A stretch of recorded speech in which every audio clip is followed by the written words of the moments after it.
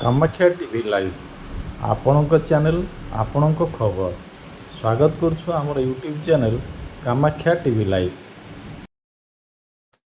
PM जनमन कार्यक्रम को नहीं जिलापाल सांबादिक सम्मेलन ढेंकानाल जिलापाल सोमेश उपाध्याय तांकर कार्यालय शुक्रवार अपराह्न 3टा समय पीएम जनमन कार्यक्रम को नहीं एक सांबादिक सम्मेलन अनुष्ठित हो जाइछि।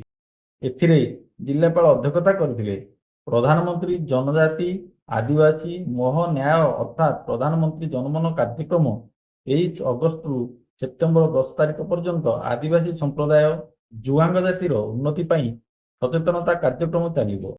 सरकार समस्त योजन अंतर्भुक्त करा एवं समाजर मुख्य स्रोत सामिल करने यह कार्यक्रम लक्ष्य बोली जिलापाल जनाइथिले। आज 23 अगस्त पीएम जनमन को गोटे किक ऑफ प्रेस मीट आम कलु।